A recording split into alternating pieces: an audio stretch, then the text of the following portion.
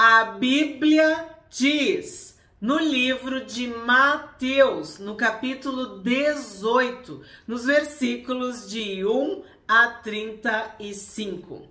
Naquela hora, os discípulos se aproximaram de Jesus e perguntaram: quem é o maior no reino dos céus? Então, quem é o maior no reino dos céus? Eles queriam saber quem é o maior no reino dos céus. Tu tá entendendo? E Jesus, chamando uma criança, colocou-a no meio deles. Aí tu pensa, tu quer ser o maior no reino dos céus? Qual é a motivação dessa pergunta?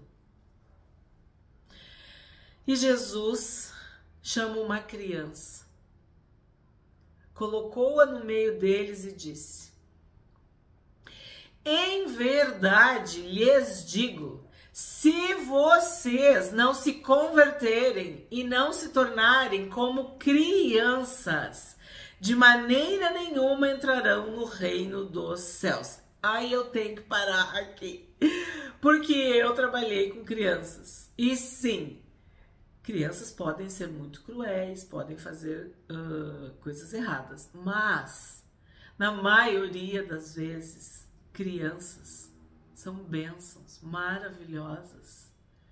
Tem um espírito, uma inocência, uma pureza, uma bondade, uma humildade. Ai, são tantas coisas lindas que a gente pode falar de uma criança. E percebem, são sensíveis, entendem coisas, discernem coisas. E Jesus deixa bem claro que crianças são especiais, são seres diferentes. Se vocês não se converterem e não se tornarem como crianças, de maneira nenhuma entrarão no reino dos céus. Então, o que a gente tem que pensar aqui? Levar em conta palavra por palavra. Se vocês não se converterem. Então, quem é o maior no reino dos céus? Em primeiro lugar, o convertido. Tu tem que te converter. Tu tem que te salvar. O que quer dizer isso? Se arrepender dos teus pecados, confessar os teus pecados, abandonar a tua velha natureza, a tua velha vida, né? Morrer para o mundo. Teu eu, lembra? Negar-se, renunciar, pegar a cruz. Quer dizer, conversão. Tu tava indo para um lado, tu vai ir para o outro. Vai mudar tudo. O que era importante, maravilhoso, agora não vale mais. Paulo disse, considero como lixo. Então, conversão. Assim, o principal aqui que Jesus está falando, ó, ele começa. Se vocês não se converterem. Então, que história é essa de o maior no reino dos céus? Lembra todas as parábolas que Jesus falou sobre o reino dos céus? Tudo que a gente estudou, que eu disse que aquele capítulo merecia um estudo, porque cada uma daquelas parábolas é muito forte, muito importante, tem muita coisa ali que a gente tentou ler e falar um pouquinho, mas é profundo. Que significa, tu tem que crescer nessa conversão, tu tem que crescer nessa salvação, tu tem que desenvolver essa salvação. Se vocês não se converterem, então vocês têm que ser salvos e não se tornarem como crianças. Lembra quando Nicodemos vai conversar com Jesus e Jesus diz, tu tem que nascer de novo. E ele, como assim nascer de novo? Eu vou ter que voltar para o ventre da minha mãe? Só que aí a gente pode pensar, tu vai nascer de novo, tu vai virar uma criança. O que quer dizer isso, gente? Tu vai ter que aprender tudo de novo. Se vocês não se converterem e não se tornarem como crianças. O que são crianças? A criança, quando ela nasce, ela só sabe chorar. É só o que ela sabe fazer, chorar, chorar, chorar. Aí ela tem que aprender a mamar. Ela tem que aprender a sugar. A gente já estudou isso também. Então, assim, ó, a criança aprende a falar, a criança aprende a comer, aprende a mastigar, aprende a caminhar, aprende. Então, Jesus está dizendo, ó, se vocês não se converterem, não se tornarem como crianças. Então, como é que tu te torna como uma criança? Buscando aprender todos os dias, e o dia todo, e o dia inteiro. Para ser como uma criança, tu tem que ser humilde. Tu não pode achar que tu sabe tudo. Tu não pode achar que tu tem as respostas. Não, é o teu Pai do céu que tem as respostas. Tu é uma criança. O que uma criança faz? Ela ama, ela admira, ela respeita. Ela é apaixonada por ti. Tu é o mais importante para ela. Mais importante que tudo. Ela te ama. Então nós temos que amar a Deus dessa forma. Amar a palavra de Deus. E uma criança, mesmo que ela erre, ela se arrepende. E na carinha dela tá que ela se arrependeu. Desculpa, prof. Não, sabe? O arrependimento não é que tu não vai errar. Tu vai errar. Tu tá aprendendo, tu é uma criança, mas tu corre para resolver. E não tem essa de ficar de mal. Daqui a pouco já tá tudo de bem. Então, analisar uma criança, o comportamento de uma criança, nos diz muito. Jesus está dizendo, se vocês não se converterem, não se tornarem como crianças, de maneira nenhuma entrarão no reino dos céus. Então, tu tem que começar lá do início. Tu tem que buscar uma nova vida. Quando a gente se batiza, o batismo simboliza exatamente isso. Tu vai morrer para a tua vida antes de Cristo. E tu vai nascer, renascer, ressuscitar com Cristo para uma nova vida. Então tu é um bebê na fé. Tu é uma criança na fé. Tu vai ter que aprender. E Paulo diz, a gente começa tomando leite, mas a gente vai crescendo e começa a comer carne. Então, tu vai desenvolver. Tu vai te tornar como criança. No sentido espiritual de ser humilde, de ser puro, inocente para o mal, né? São muitas as analogias que nós podemos aprender com isso que o Senhor Jesus está nos dizendo. E aí diz assim, de maneira nenhuma entrarão no reino dos céus. Então, tu tem que entrar no reino dos céus. Não é assim como algumas pessoas dizem e pregam, que tu já tá. Não, olha o que diz. Entrarão. E a Bíblia fala várias vezes sobre isso. Tu sai de um lugar, Senhor Jesus te tira de um lugar e te coloca em outro. Tu vai entrar em outro mundo, outra dimensão, outra realidade, outro reino, outros valores, outros princípios. Tu entra, tu mergulha. Só isso aqui já tá forte. Agora vamos para o 4. Portanto, aquele que se humilhar como esta criança, esse é o maior no reino dos céus. E quem receber uma criança tal como esta em meu nome, é a mim que recebe. Então agora, além de tu te converter, de tu ser uma criança, tem algo aqui perfeito. Se humilhar como esta criança.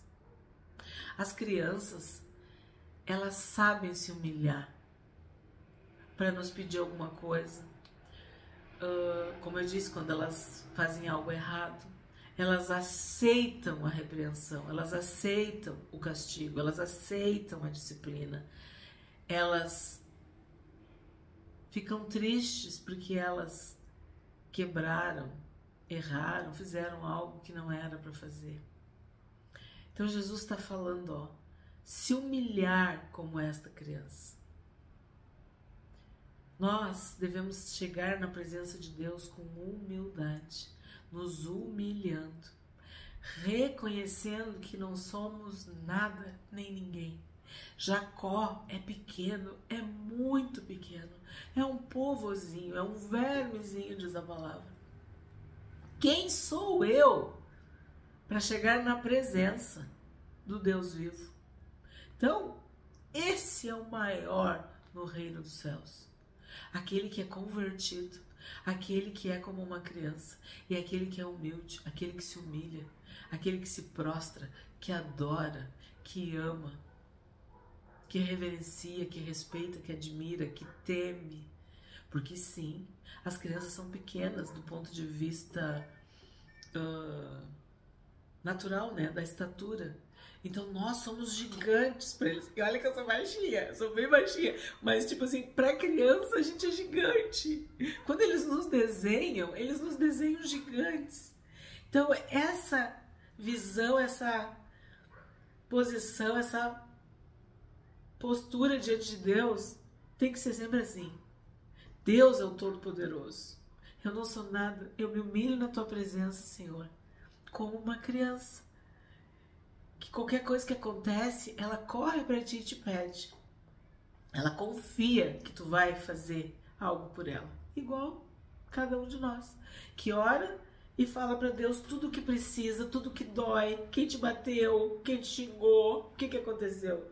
Então, aqui tem uma fórmula perfeita para que tu sejas o maior no reino dos céus.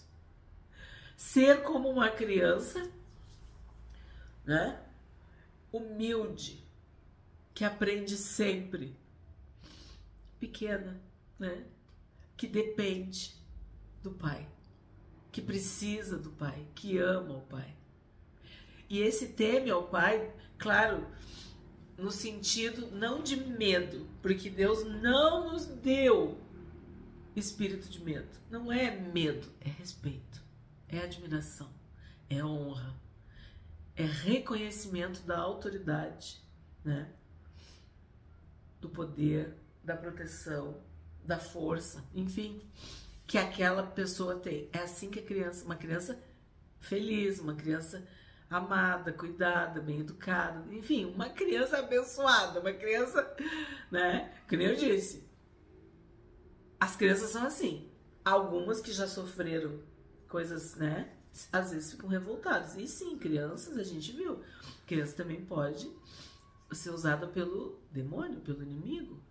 E muitas vezes eu vi crianças totalmente transtornadas, que não era nada normal. De às vezes 2, 3 professores para conter uma criança. Então é óbvio que aquilo ali é atuação maligna. Mas eu tô falando de forma geral, como o Senhor Jesus disse, ó, como crianças. Ele chamou uma criança e depois tudo que ele falou é como crianças, né? É uma comparação. Depois ele diz, ó, aquele que se humilhar como esta criança, este é o maior no reino dos céus. Então, quem é o maior no reino dos céus? Tu já entendeu? E quem receber uma criança tal como esta, em meu nome, é a mim que recebe.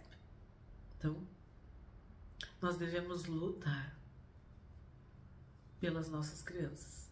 Ter fome e sede de justiça para proteger as nossas crianças. 6. E se alguém fizer tropeçar um destes pequeninos que creem em mim, seria melhor para esse que uma grande pedra de moinho fosse pendurada ao seu pescoço e fosse afogado na profundeza do mar. Então, eu já falei isso para vocês em outra ocasião, em outro vídeo, outro capítulo. Fosse pendurado. Cuidado com as más interpretações. Ó, seria melhor para esse que uma pedra de moinho fosse pendurada ao seu pescoço. Então, fosse pendurado significa que alguém pendurou. Tu entendeu? E fosse afogado na profundeza do mar. Certas coisas eu não posso falar no YouTube. 7. Ai do mundo por causa das pedras de tropeço, porque é inevitável que elas existam, mas ai de quem é responsável por elas. Isso aqui é muito sério, gente, muito sério. Vimos, né, que bem-aventurado aquele que não vê em Jesus tropeço, motivo de tropeço. Mas ai daqueles, ai de nós, de pessoas que causam esse tropeço, que são pedras de tropeço, né? Que geram tropeço, dificuldade, escândalo, que interrompem a caminhada das pessoas, né? Que entristecem, que envergonham, que difamam, não sei. Pedra de tropeço. É inevitável que elas existam. Mas ai daqueles que são responsáveis. Não vai ficar barato isso. 8. Se a sua mão ou o seu pé leva você a tropeçar, corte-o e jogue fora, pois é melhor você entrar na vida manco ou aleijado do que tendo 2 mãos ou 2 pés e ser lançado no fogo eterno.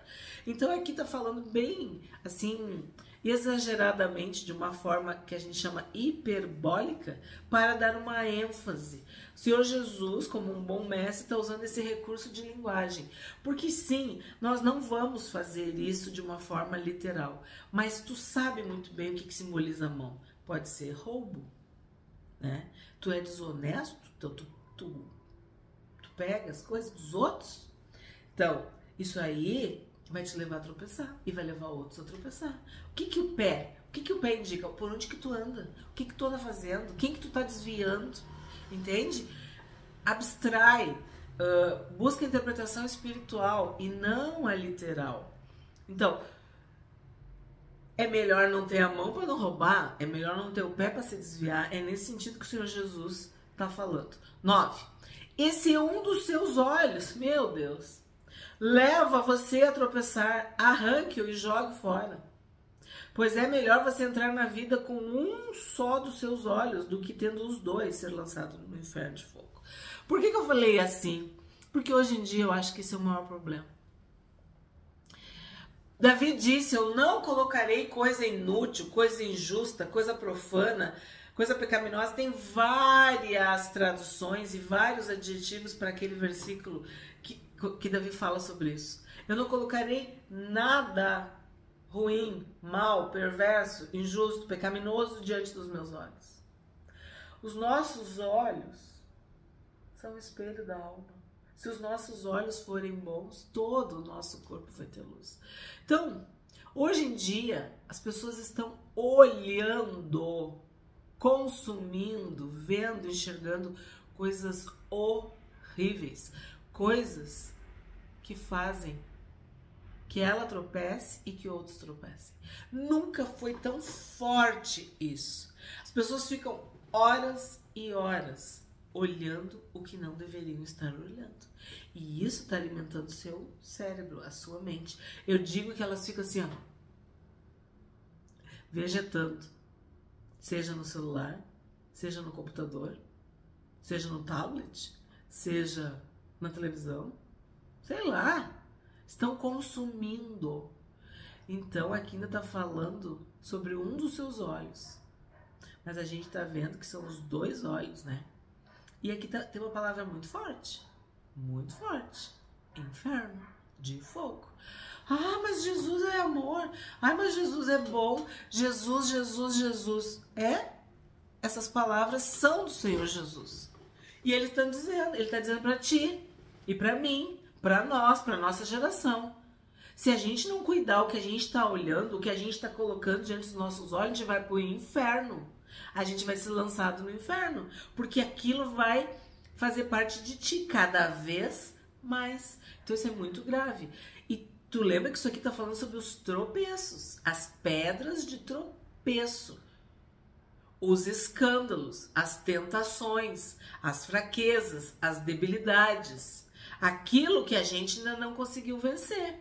Mas se tu é convertido, se tu é como uma criança que quer aprender sempre, e se tu é humilde, o Senhor Jesus vai te socorrer.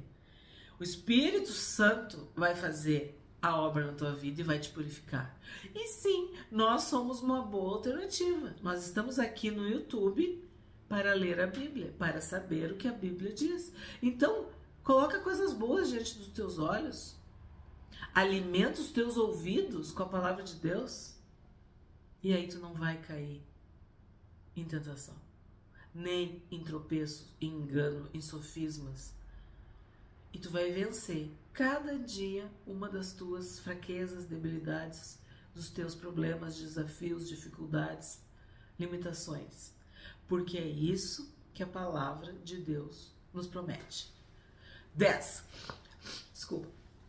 Fiquem atentos para não desprezarem nenhum destes pequeninos, porque eu afirmo a vocês que os anjos deles, lá nos céus, veem incessantemente a face de meu Pai Celeste. Então assim, ó, anjos bons estão nos céus, estão na presença de Deus. Anjos que obedecem a Deus, anjos ministradores, anjos com espadas de fogo, anjos que são mensageiros enviados de Deus. Esses anjos veem incessantemente a face de meu Pai Celeste. São anjos que estão às ordens de Deus. Os 2/3 que permaneceu fiel e obediente. Esses anjos protegem as crianças, protegem os pequeninos. E sim, nos protegem também. Mas nós devemos ensinar as crianças desde pequenas, a não ter medo. E tu é pai, tu é mãe, tu é avô, tu é avó, tu não deve ficar assustando as crianças, mostrando coisas ruins, porque em tudo isso tem demônio, tudo isso vem do inferno. E muitos anjos maus se disfarçam de anjos bons e de anjos de luz para fazer o quê? Para atormentar as crianças. E elas têm pesadelos, elas começam a ter fobias, muitas coisas horríveis. E os pais brincam com isso. E aqui está deixando bem claro, ó. Eu afirmo a vocês que os anjos deles, lá nos céus, veem incessantemente a face de meu Pai Celeste. Então, eles contam para Deus as coisas. Existem anjos que salvam crianças, né? No sentido de protegem, de livram do mal, nesse sentido que eu quero falar. Quem salva é Jesus, não vai pegar um pedaço aí e não entender o que eu estou dizendo. Os anjos protegem as crianças, coisas inacreditáveis. E nós devemos e podemos orar pedindo para que Deus coloque os seus anjos ao redor das crianças e proteja. Proteja do mal, proteja dos outros anjos também malignos, né? Porque há guerra entre os anjos de Deus e os anjos maus, caídos, os demônios. Então assim, ó, é sério isso, muito sério. Porque assim como Jesus falou, né, da pureza, da humildade das crianças, eles também são vulneráveis. Eles também são frágeis, né? São delicados,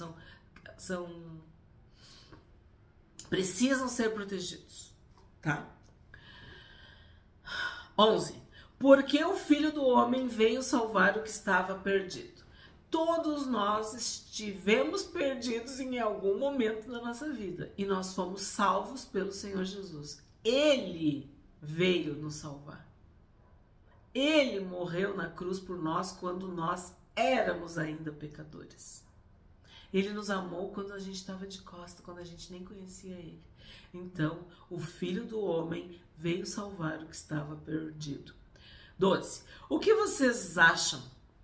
Se um homem tiver 100 ovelhas e uma delas se desgarrar, não deixará ele nos montes as 99, indo procurar a que se desgarrou? Eu sempre falo sobre isso nesse versículo, porque ele não abandona as 99, ele deixa as 99 nos montes. Quer dizer, o que o monte simboliza? Um lugar seguro, na presença de Deus. As 99 estão salvas, estão guardadas, estão protegidas, estão abençoadas, estão santificadas. É uma que se desgarrou. Então, uma delas se desgarrar, não deixará ele nos montes as 99, indo procurar a que se desgarrou. E se consegue encontrá-la, em verdade lhes digo que ficará mais alegre por causa desta do que pelas 99 que não se desgarraram. Assim não é da vontade do Pai de vocês que está nos céus que se perca um só destes pequeninos. Então aqui a gente tem algumas coisas para falar.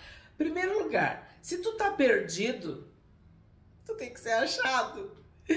Jesus nos achou, cada um no seu lugar, cada um na sua casa, na sua família, na sua história, sei lá em que época, mas ele nos achou. Nós estávamos perdidos e ele nos trouxe. Então nós somos ovelhas. Ele é o bom pastor. E ele nos cuida, nos alimenta, nos protege, nos dá água, pastos verdes, né? Nos livra do leão, do urso, quer dizer, toda a simbologia das ovelhas. Então ele salva quem está perdido. E ele é o bom pastor, cuida das ovelhas. Mas o que acontece? Uma se desgarrou. Às vezes as ovelhas se desviam, às vezes elas caem no buraco. Às vezes, né, coisas acontecem na nossa vida. E Jesus, ele não veio para os sãos. Ele não veio para as 99, porque elas já estão salvas, né? Ele não veio para os sãos, ele veio para os doentes. Tu consegue entender? Então nós temos que focar, colocar as nossas forças, orações, intenções para aqueles que ainda estão perdidos. E o Senhor Jesus, nós já estudamos esses capítulos, ele fala o quê? Eu vim para as ovelhas perdidas da casa de Israel. Eu vim para aquelas ovelhas que não tem pastor. Então, é isso que tu tem que interpretar desse texto. Ele não abandona, ele não larga, ele não esquece, não! Ele deixa elas no lugar seguro, porque elas já são dele, já estão com ele. A questão é, tu tá doente, então tu precisa de médico. Tu tá doente, tu precisa de cura. Tu tá doente, tu precisa de remédio. Tu tá doente, tu precisa de descanso, de repouso, de um hospital, de um cuidado. Tu entende? É isso que Jesus está falando aqui. Eu vim para fazer esta obra. Eu vim para este fim, para este objetivo. Salvar quem estava perdido. Quem já está salvo, quem já está seguro, quem já está com Deus, ok, é outro processo, né? É a santificação, é ser cheio do Espírito Santo. Mas a gente está falando aqui de salvação. 15. Se o seu irmão pecar contra você, vá e repreenda-o em particular. Se ele ouvir, você ganhou o seu irmão. Mas, se não ouvir, leve ainda com você uma ou duas pessoas, para que, pelo depoimento de 2 ou 3 testemunhas, toda a questão seja decidida. E se ele se recusar a ouvir essas pessoas, exponha o assunto à igreja. E se ele se recusar a ouvir também a igreja, considere-o como gentil e publicano. Então aqui está bem claro. Repreenda. Se tu repreender o sábio, ele vai te amar, vai te ouvir. Se tu repreender o tolo, ele vai debochar de ti e vai te desprezar, né? Então aqui Jesus está dizendo o quê? Que tu pode repreender o teu irmão em particular. Primeiro estágio. Rolou um estresse, deu algum problema, tem alguma coisa errada, repreende em particular. Coloca os pingos nos is em particular. Deu tudo certo, ele aceitou, amém, glória a Deus. Não deu, o que tu faz? Tu e mais uma ou duas pessoas. É o que está sendo dito aqui, ó. Se ele não te ouvir, leve ainda com você. Então tu vai de novo, tu não vai mandar 2, é tu de novo e mais 2. Olha, lê direito, ó. Se ele não ouvir, leve ainda com você. Então tu vai de novo. Tu já falou com ele em particular, mas não deu certo. Então tu vai falar de novo com ele. Só que aí tu não vai sozinho. Tu vai levar uma ou duas testemunhas. Por quê? Porque a Bíblia diz, a gente estudou em Deuteronômio 17, 6, 19, 15, que toda a questão será esclarecida pelo depoimento, né? Ou pelo testemunho de 2 ou 3 testemunhas. Ó, toda a questão vai ser decidida. E a gente viu que Moisés falou isso, Jesus falou isso, Paulo falou isso. A gente viu que isso tá na Bíblia em várias passagens. Então, não te coloca em situações que a Bíblia não aconselha. Porque aí vai dar problema. Aí vai dar tudo errado. Isso aqui é um passo a passo. Isso aqui é uma instrução que vale para tudo na vida. Na família, no casamento, no trabalho, na igreja, nos negócios. Quer dizer, faz como tem que ser, que vai dar certo. Aí, tu falou, não adiantou. Tu foi de novo com mais 2, não adiantou. Aí o que o Senhor Jesus diz? Leva para a igreja. Ele recusou a ouvir. Exponha o assunto à igreja. Tu tá vendo quando é que isso vai virar público? As pessoas estão fazendo errado. E aí, há sempre um espaço para o livre-arbítrio, para a liberdade, para a capacidade, a opinião, a personalidade, enfim, cada um de nós faz o que quer da vida, né? Se ele se recusar a ouvir, se ele não quiser ouvir a própria igreja, lembra que é o irmão. Ó, volta, vamos lá. Se o seu irmão pecar contra você, então a gente tá falando do irmão. Ele não quis ouvir a igreja, ele não ouviu tu de novo, e nem os outros dois, e nem a igreja. Aí o que Jesus mandou fazer? Considere-o, tá no imperativo, como gentil e publicano. Sabe como é que eu, Cândida, traduzo? Larga de mão. Deu? Chega. Tu é Deus? Não, tu não é. Tu é o Espírito Santo? Não, tu não é. O Senhor Jesus está dizendo, ó, considere-o como gentil e publicano. Tu vai falar mal? Não. Tu vai ficar com ódio? Não. Tu vai... Não. Tu vai largar de mão. Chega, tu fez o teu trabalho, tu fez o que tinha que fazer, tu falou o que tinha que falar. Larga de mão. É assim que eu resumo para vocês. Trate como gentil e publicano. Por quê? Gentil era aquele que não era judeu. E publicano é aquele que eu te falei, trabalhava para Roma. Era considerado como um traidor, né? Um agente duplo. 18.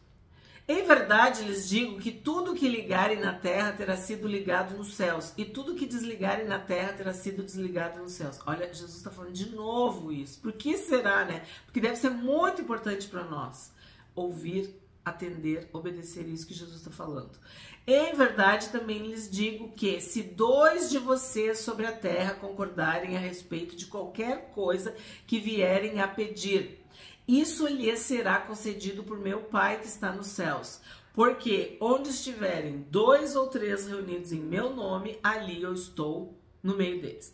Então, a gente já estudou isso aqui em Mateus. Ligar e desligar, terra e céus. Olha o poder, a autoridade do nome de Jesus, da oração, da intervenção divina nas nossas vidas. E aqui fala de algo muito forte, que é a oração da concordância. 2 de vocês concordarem acerca de qualquer coisa. Tu tá lendo na Bíblia o que eu tô lendo? Meus amados inscritos e inscritas do canal, vocês estão lendo qualquer coisa. Vamos de novo? Em verdade, também lhes digo que se 2 de vocês sobre a terra concordarem a respeito de qualquer coisa que vierem a pedir, isso lhes será concedido por meu Pai, que está nos céus. Porque onde estiverem 2 ou 3 reunidos em meu nome, ali eu estou no meio deles. No nome de Jesus, o nome sobre todo o nome. 21. Então Pedro, aproximando-se, perguntou a Jesus: Senhor, até quantas vezes meu irmão pecará contra mim, que eu lhe perdoe? Até 7 vezes? Não pensa tu que essa pergunta está fora do contexto. Não, Pedro está bem ligado. Porque aquela situação lá, tu tem que perdoar, tu tem que liberar perdão. Para tu fazer uma oração dessa, teu coração não pode ter falta de perdão, ressentimento, mágoa, ofensa, dívidas, né? Então, a pergunta de Pedro está totalmente dentro do contexto. 22. Jesus respondeu: Não digo a você que perdoe até 7 vezes, mas até 70 vezes 7. Então, 70 vezes 7 é a perfeição da perfeição. Quer dizer o quê? Sempre. Para nós, cristãos, seguidores de Cristo, não há outra saída, outro caminho, outra alternativa. Nós temos que perdoar, porque nós fomos perdoados, nós somos perdoados. Então, 70 vezes 7 é novamente uma hipérbole, é um número simbólico para dizer sempre. A gente tem que perdoar sempre. E no canal tem muitos vídeos sobre o perdão. E esse é um dos maiores desafios, perdoar. Perdoar, liberar perdão, ter o coração limpo, né? Não ter nada contra ninguém. 23. Por isso, o reino dos céus é semelhante a um rei que resolveu ajustar contas com os seus servos. E passando a fazê-lo, trouxe-lhes um que lhe devia 10.000 talentos. Não tendo ele, porém, com que pagar, o senhor desse servo ordenou que fossem vendidos ele, a mulher, os filhos e tudo o que possuía, e que assim a dívida fosse paga.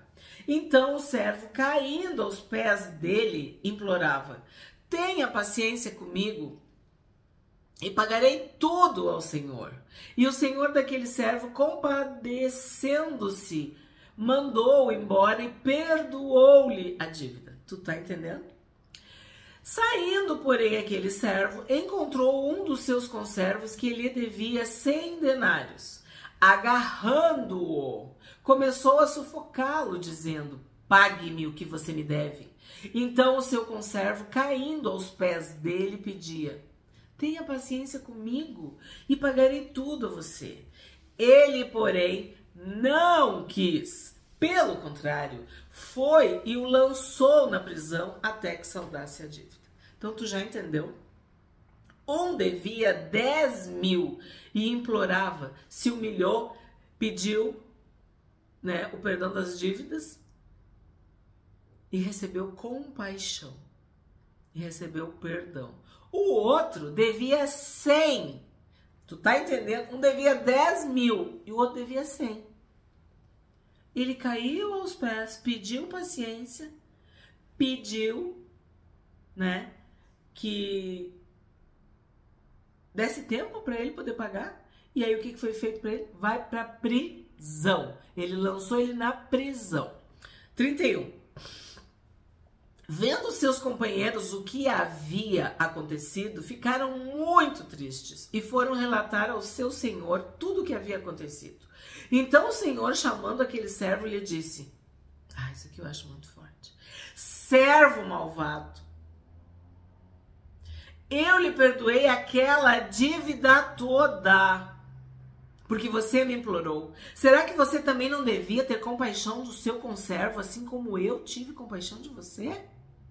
E indignando-se, o senhor entregou aquele servo aos carrascos, até que ele pagasse toda a dívida. Assim também o meu Pai que está no céu fará com você, se do íntimo não perdoarem cada um o seu irmão. Gente, isso aqui é muito sério, muito forte, muito poderoso. Libertador. Eu vejo assim, é como se os anjos falassem, né? Olha só o que ela está fazendo. Ela foi perdoada, mas ela não perdoou o marido dela. Olha o que ele está fazendo. Ele foi perdoado, mas ele não perdoou o filho dele. Sabe? Porque eles ficaram tristes e relataram tudo. Contaram o que estava acontecendo. Eu acho forte essas coisas assim, ó. Ficaram tristes. Servo malvado. Sabe? Eu tive compaixão e tu não teve. Quer dizer, essas coisas que mostram a humanidade, a nossa natureza humana caída e pecaminosa, que recebe a misericórdia, mas quer ser implacável, que é uma justiça, que é uma coisa contra o outro, mas que é a misericórdia para si, que é compaixão para si, que é perdão para si. E aí houve uma indignação e ele foi parar nos carrascos. Por quê? Porque do íntimo não perdoou. Então nós, eu e tu, começamos esse capítulo querendo saber quem era o maior no reino dos céus. Então eu vou te falar. Para ser o maior no reino dos céus tem que perdoar. Porque se tem uma coisa que criança faz é perdoar. Eu vi isso. Brigava e na hora do recreio estava dividindo o lanche. Então, gente, esse capítulo aqui é maravilhoso. Quem quiser ser o maior no reino dos céus vai ter que perdoar. e perdoar 70 vezes 7. Ser humilde como uma criança e obediente também.